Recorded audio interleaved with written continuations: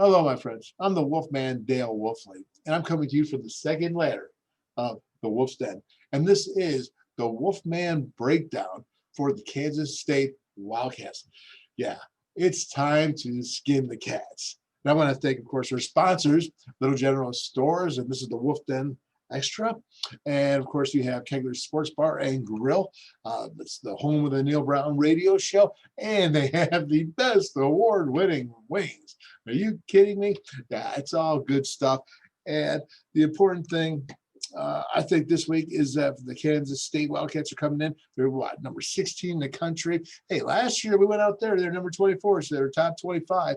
This is a doable situation. I don't care about Texas Tech. I'm going to show you one thing here coming up. That's the good stuff that's going on. This team is getting better and better and better, and that's what the climb is all about. So it's about trusting the climb. As I know, you've heard me say that, and probably many, many, many others. But again, let's talk about this. I've been listening to this for about 12 years since I got back. Where is the tight end in the passing game? The tight end, tight end, tight end, tight end. Well, I'm going to say this is, hey, kind of agree with you. Yes, I do like the tight end in the passing game. I don't care if it's college, NFL. I don't care if it's high school. It doesn't matter. The tight end is such a hard position to cover on the defensive side, but you got to have a tight end to do that. Now, tight end bodies are difficult because they're not receivers and they're not just linemen. They're a mixture of both. So you got to get that combination of a dude that's willing to put his hand down in the dirt and come off with a little bit of, some, stuff come out of his neck, some nastiness. But you also have to have a physical athlete, be skilled to catch those balls. And that's why I was an offensive lineman, because I didn't have those skills to catch the balls. But man, I could come off the ball. I did have a little bit of that right there. Yeah, there's no doubt about it. But let's go ahead and let's switch this over here to the screen so I can show you what I'm talking about, this tight end situation for the Mountaineers. And here's the good news, is that Neil Brown and the staff, this offensive staff, they really want to use the tight ends. But again, if you want to use a tight end, you have to develop them so that they can block. Because if you just set them out there, if they're just receivers, and you set them out, and the defense coordinator is like, well, here goes a pass play, because we know they can't block for jack. So again, they have to be able to block, and that's what's happening with these two tight ends. Number one right here being Michael Laughlin, and two is TJ Banks. And I want to get into this because I think they're really getting into it, and they're a big part of why the Mountaineers are successful this year in the red zone. Because when you look at the red zone last year, the red zone is the Mountaineers score a touchdown only 47% of the time. That's a big four. 47% of the time that they're in the red zone. That's not good enough, not even close. This year, there's 17 out of 21 times. That's 21 trips in the red zone. They scored a touchdown 17 times. That means it's about 83%. Well, the reason why is you got to be able to run in tight, short situations. And that means you got to have a little bit of that, what I'm talking about, right? So let's take a look here at these few plays. I want to show you this tight end and the tight ends, and then go ahead and show you in the passing game. But of course, here we start off with around the 3-yard line, the Mountaineers against Texas Tech last week, and they have 12 personnel. Why is that? Because they got one running back, and they got two tight ends, O'Laughlin and Banks. So when you have one running back, two tight ends, that means that you have 12 personnel. That's 1 and 2, 12 personnel. That means the defensive coordinator in the defense knows that you only have 2 wide receivers to account for out there. Again, it's all math, right? Yeah, I got the math down.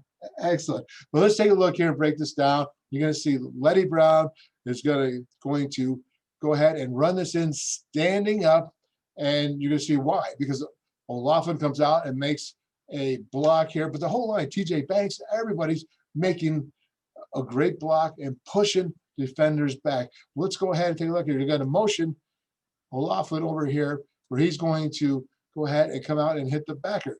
What's going to happen? He's going to move on down, and this backer is going to move out. Now, it's an important block, and he hits him, and this is a tough time. It's go, go, go time, right? So let's take a look here. You're going to see TJ Banks. He's going to come up and stick this guy. Watch his form. He comes up and he hits. He wants to hit. You want tight ends that want to stick their nose in the defender's business, man. That's what's so good about it. Here we go. Let's roll it. Motion, O'Laughlin snaps the ball. There's Letty. Bad Letty Brown.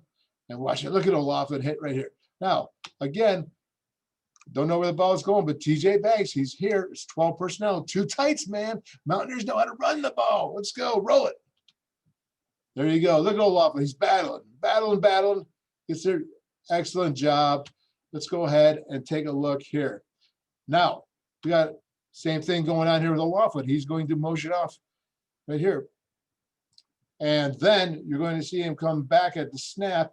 And what they're going to do is a split zone. He is going to go ahead and trap the defensive end. You're going to see TJ Banks is going to do what I call the arrow or the one route right here for, of course, the catch for the 2-yard touchdown pass. Again, you got to be able to block so that when you go ahead and do this, do the motioning, it's the same thing in the red zone, but now you're going to go ahead and throw the ball. Okay, defenses don't know what you're going to do because you can either run or you can pass. In this case, they're passing the ball, and it's a touchdown, TJ Banks. Roll it. So you see O'Laughlin, he goes in motion. Now, that's the same thing that happened before, right? The same thing, same kind of motion, O'Laughlin. So they're thinking, well, what's he going to do? Is he going to hand the ball off once again to Letty Brown? Again, it's play action, Letty Brown. Look at that. Look at my man O'Laughlin. He's coming. He wants to hit this guy. He's giving up. Look at TJ Banks right here. Yeah, he's going to be open now. He throws the ball. It's easy, right? Easy. Look at this, though. You got Sean Ryan right here, the wide receiver. How important is perimeter blocking? It's this important to scoring 6 points. She blocks this guy because if he gets beyond Sean Ryan, he can stop TJ Banks before he gets to the end zone.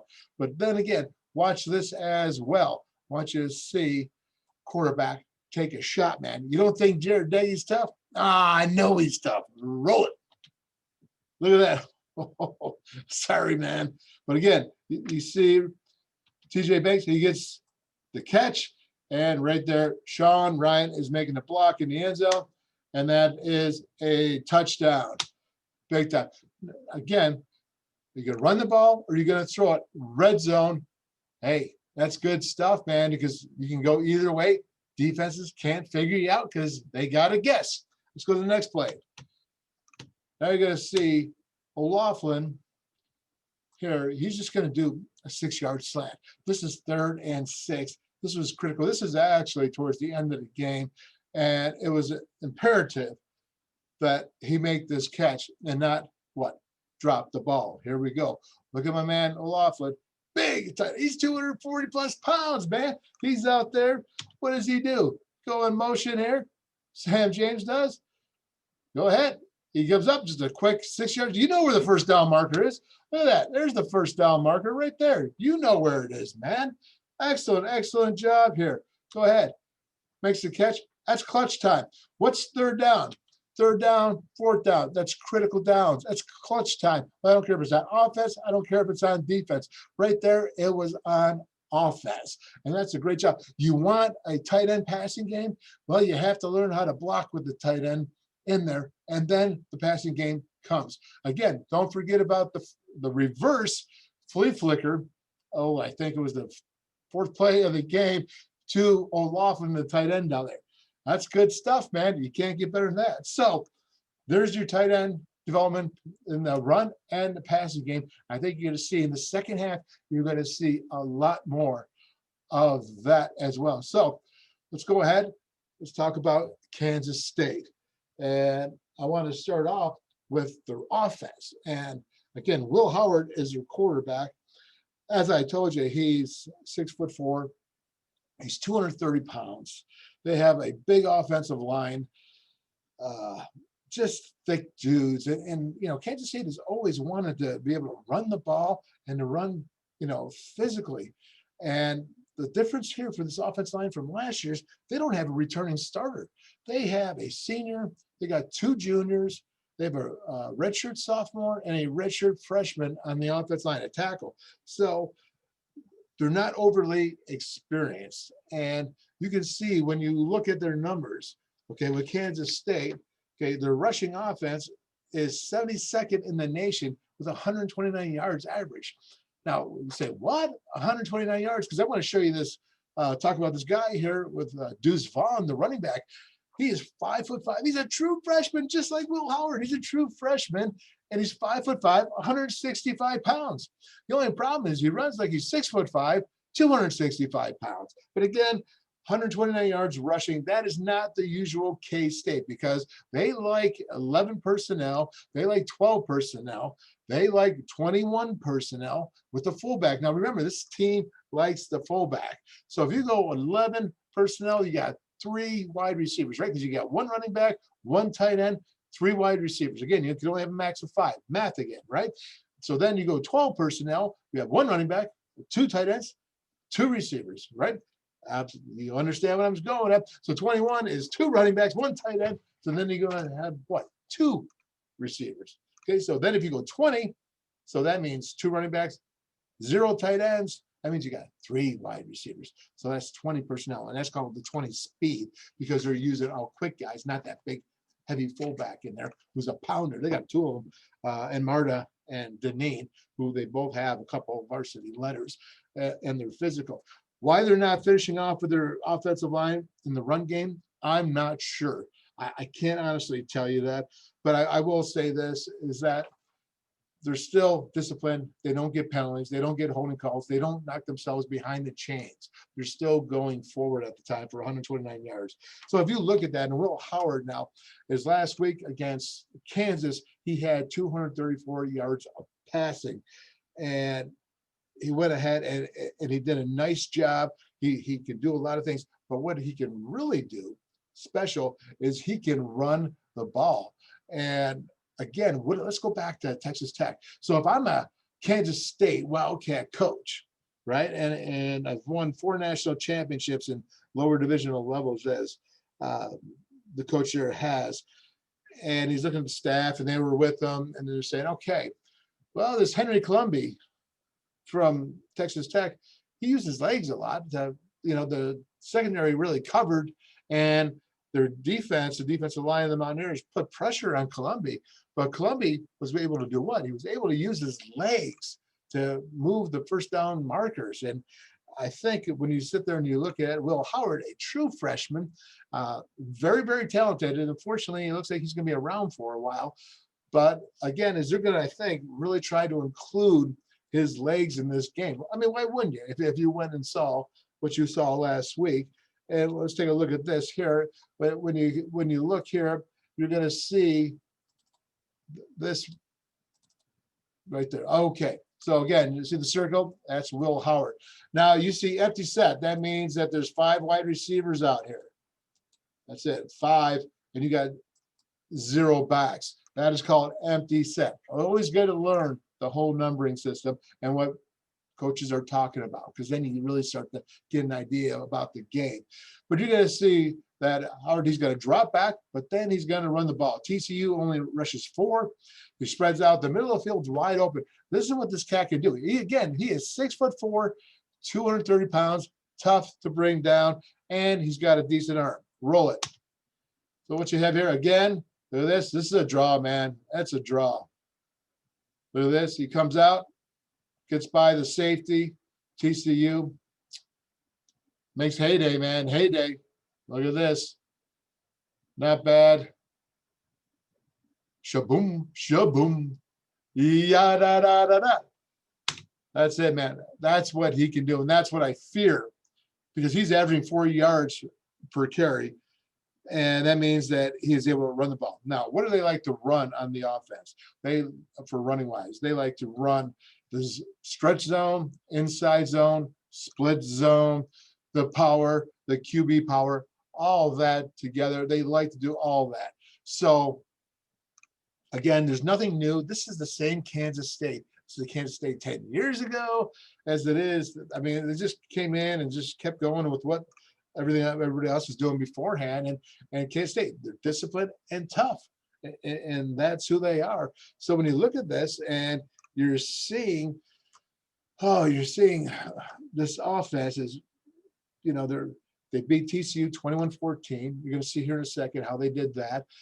It was a tight game. You know, the Mountaineers can really go ahead, I think, and match up well against Kansas State. I think our defensive line can stand up against our offensive line. I think our offensive line can stand up against their defensive line, which we're going to take in a second here and look at them as well, because they do have an outstanding defensive end in Wyatt Hubert, who's lettered twice. He's a junior, probably the most NFL ready player on this defensive squad here. But they have a whole bunch of players that they do a lot of good things. But getting back to the offense and what they're doing is scoring, because when you sit there and you see this again, Will Howard had 234 yards against Kansas. Against TCU, I believe he only had like 130 yards. His quarterback efficiency rating was not good.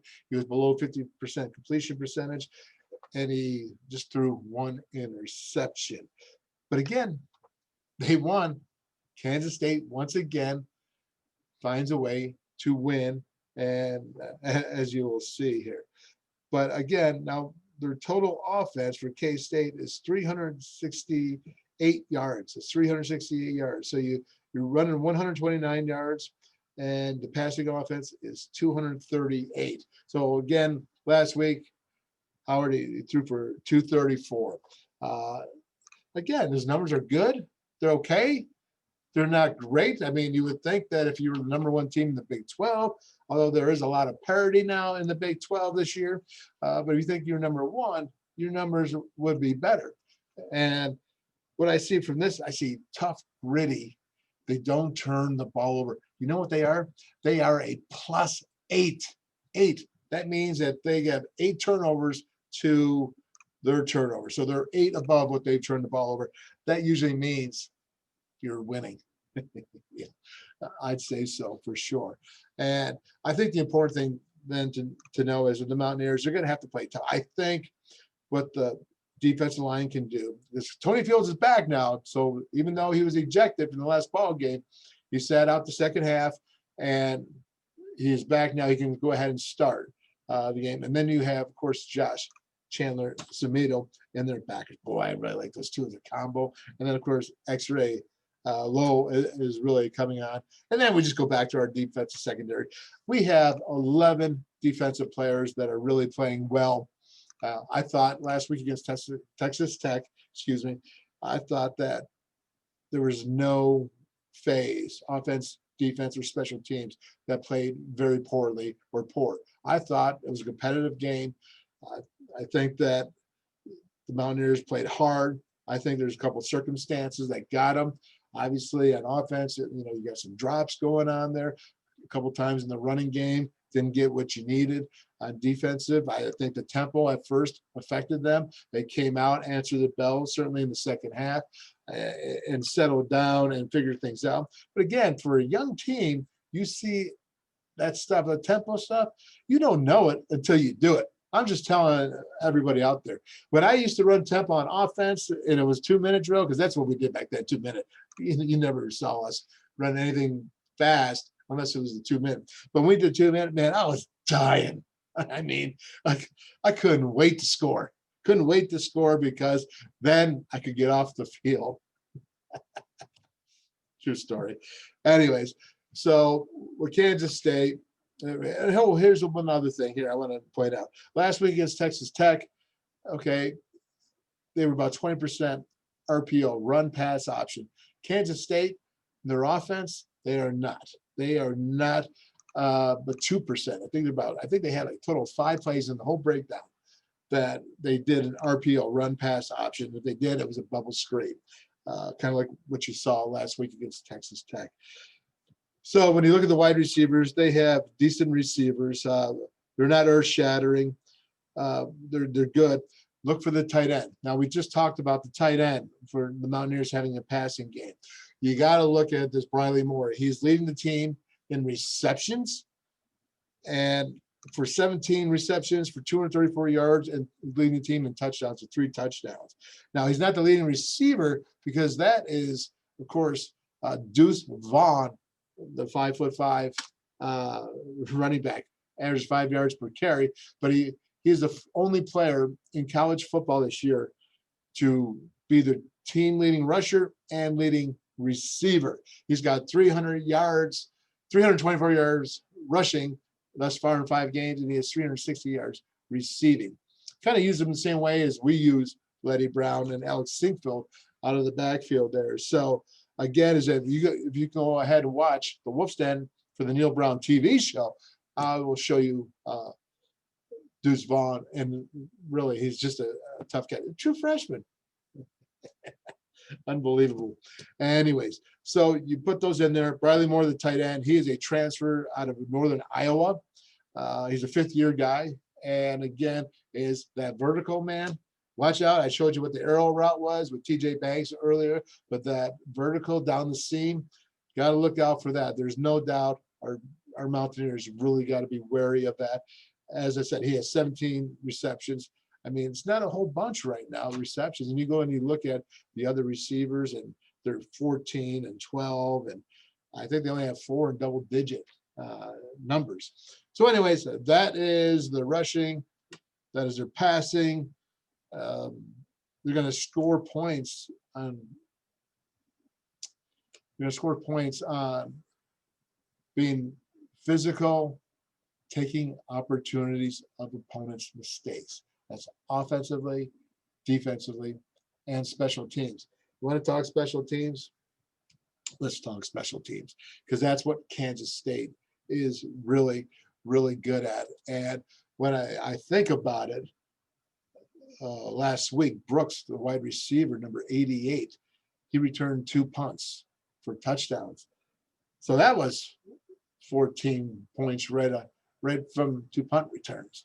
And you say, yeah, it's Kansas, whatever. Kansas has Division I football players in it. And again, when you go back and you look at their Kansas State's first 4 games, they have 4 block kicks, 4 block kicks in the first 4 games. They also have an interception in those games as well, because you'll see later is that what they do with turnovers on defense. But again, so they got 4 block kicks, 3 punts, 1 blocked field goal, 1 in each game. And it truly is amazing how good they are in special teams. If you recall last year, they had 4 kickoff returns for touch. They just are good at special teams. That's how they win. Field position. Remember the OK State field position, toughness, no mistakes, no penalties. Wait for your opponents to make mistakes. Take advantage of them. That is what Kansas State does in all phases of the game. And again, special teams, you got to be ready to go. Our guys, I thought they played really well against Texas Tech. I know Coach Brown thought they played pretty well. I probably thought they were better than what he thinks, but again, that's through his eye. That's his looking glass he has, and I'm sure he holds them to a much, much higher standard.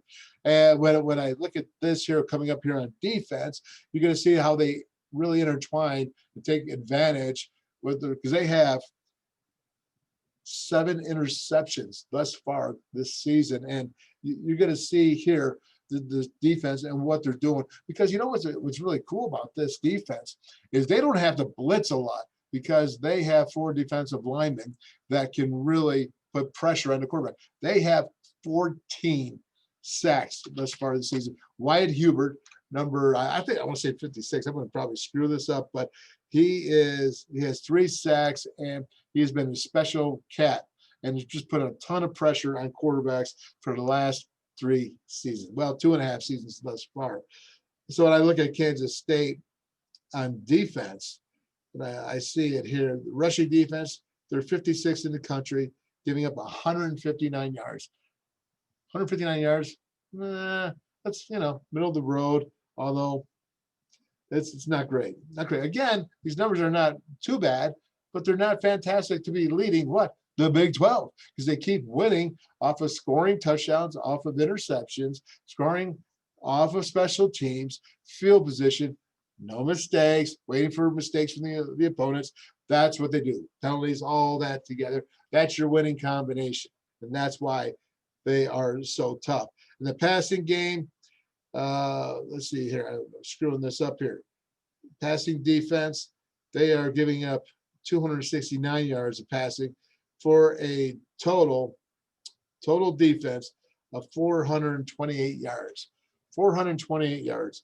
I mean, you know, honestly, that is a lot for them in particular. So let's take a look here at the defense here. I'm going to just show you a couple clips, and I want you to see how they take advantage of everything here.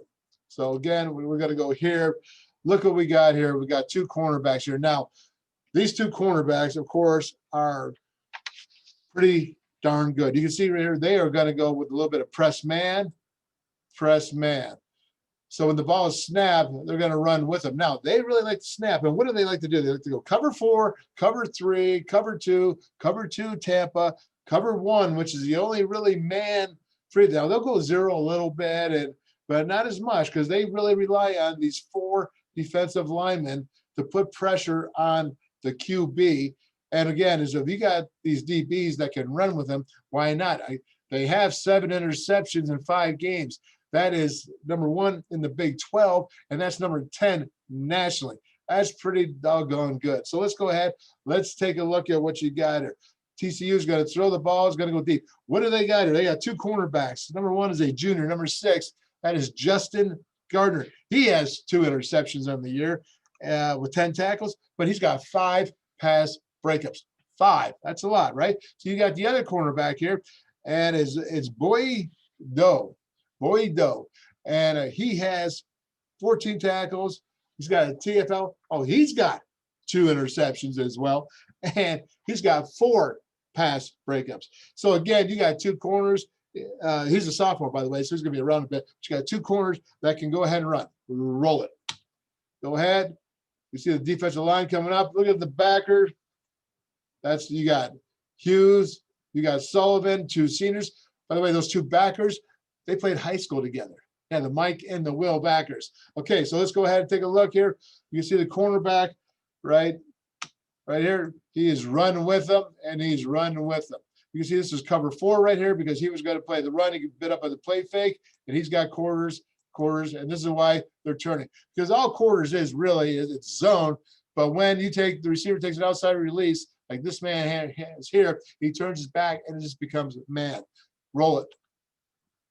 Once again, throws the ball up. Look at the play.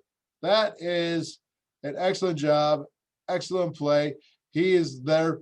Hey, receivers, you got to get separation. Quarterback, you got to do a better throw than that. But if the receiver gets separation, you can go ahead, and the quarterback can go ahead and throw over your shoulder.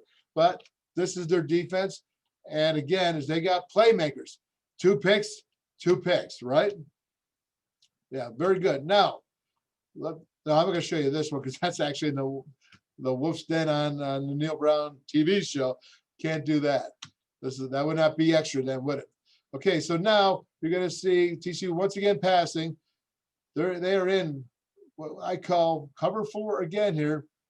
Let's look at the corners. They turns into man. Okay, now watch here. Number 12.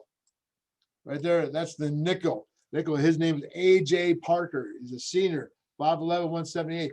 Again, the score was what? Here, it was 14-7. And, of course, for Kansas State. But he's got to get the interception. 7 interceptions, 10th in the nation. This is what they do. They had special teams. They score in special teams, and they score on defense. There you go. You got Parker, nickel back. 5th-year guy. He knows what time of the day it is. They're blocking, going, taking advantage. They win 21-14 with a freshman quarterback in his first start. And that really is the difference of what you see going on with the Kansas State Wildcats. They're winning in different ways because I'm going to say this for the last time. Discipline. They don't make mistakes. No penalties. They wait for opportunities for their opponents to make mistakes in all 3 phases of the game. And they're gritty, tough, and they believe they can win. And that's what the Mountaineers have to face. And again, I like it. I look at their numbers. I'm not overly impressed. I'm not going to be afraid of any team, period. Number one, I never would be. But number two is I'm going to be afraid of any team that's going to sit there and come in and with a freshman quarterback. I don't care. I mean, Trevor Lawrence comes in, maybe I'll be concerned for sure. Okay. But as a freshman quarterback, he has liabilities. You have to attack those liabilities. I see a defense that's going to have to put pressure on him, but at the same time, you got to hold him in the pocket, right? Because again, he can hurt you with his legs. So you got to find a way to put pressure on him, but you got to stay in your rushing lanes as a defensive rusher. Stay in your rushing lanes, cause havoc, make him hurt, man. See, this is what my thought is. If I got a freshman quarterback in there, I'm going to try to make his day miserable. What do I mean by that? I mean, you want to just put him on the ground as much as you can legally. You want to do it legally, but you want him to be sore when he walks off that field. You want him to be real sore. And in his head, well, man, I'm getting hit, getting hit. Come on, hey, teammates, come on, guys. That's what I want to see, how they attack that quarterback. Because, again, is I believe you can stop the run. They're only average, again, 129 yards rushing.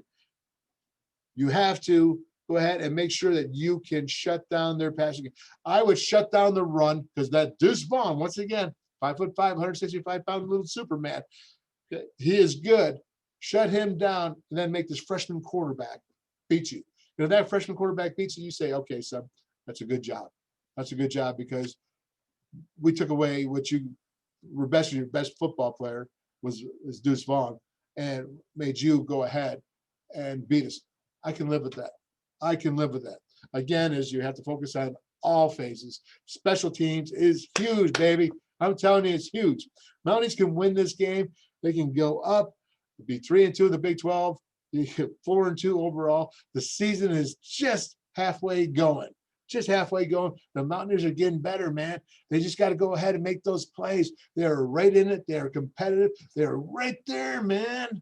Right there, right? I'm telling you. Let's get excited, Mountaineers. Let's go, my friends. Hey, I want to thank Little General Stores once again. You know, my guys, Greg Darby, Corey Beasley, Jerry Lorenz, Kegler Sports Bar and Grill. Truly fantastic, fantastic Mountaineers supporting us, and they're supporting this football team, this football community. Well, I'm sorry, this athletic community. Obviously, we have a whole bunch of varsity sports here at WVU, but they're always there, always supporting. And I just want to say, love you guys, and let's go Mountaineers. Let's beat K-State. Let's skin the Cats. Boom.